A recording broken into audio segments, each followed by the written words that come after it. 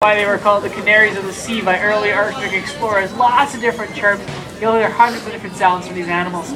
Now, being able to listen to this wide repertoire of calls has allowed us to isolate a few specific ones. Different types of socialization, contact calls, different just types of social interaction, echolocation. So we're hoping to take those discoveries into vocalization, bring them out to areas like the St. Lawrence or like the Arctic so we can listen for where beluga calving and beluga rearing is happening to make sure that excessive noise pollution is not going to drown out those calls. They are so very, very important. I could have sworn there was a beluga in the crowd right there.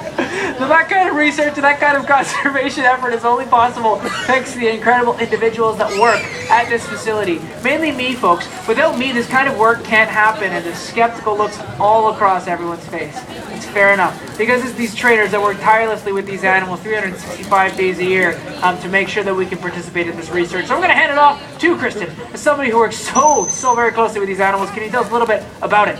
Sure, David. Everyone, I'm over here giving you guys a wave so you can see where my voice is coming from. Now, working with marine mammals has always been something that I wanted to do. Right now, I'm working with our oldest beluga Kavna, and I've been fortunate enough to build a strong relationship with her. But our number one priority whenever working with any of the animals is, of course, their health care. With our trusting relationships, we are able to better care for them using voluntary medical behaviors known as animal husbandry. So we can ask our animals to do things just like Kavna is doing. It's just a good body present for me to take a good look at her.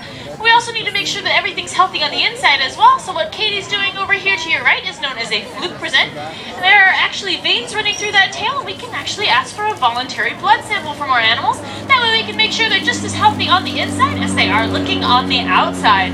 Now, our relationships with the belugas is also what enables us to participate in some pretty meaningful research to better help protect these incredible animals. Back to you, David. Thank you very much for that, Kristen. No, I feel lucky each and every day to come in and watch these trainers work so hard and so tirelessly with these animals. When I see these belugas, I'm reminded of the first time that I saw belugas. I was about yay high at Marineland when I was very young. I remember going there and then turning to my mom and being like, "Hey mom, the beluga's smiling at me!" And my mom kind of like tapped me on the head. Like, "Oh, you're not all that smart. You must get that from your dad." Because no, they're definitely not smiling, but they do look like they're smiling. They've got that like inherent facial structure that makes it look like they're like perma-smiling, and that's really cool. It makes you smile. But I'm also reminded they have an incredible ability to adapt to an ever-changing environment. Unfortunately, the reality is they might not be able to adapt fast enough as global climate change is having a lasting impact on their home ecosystem in the Arctic.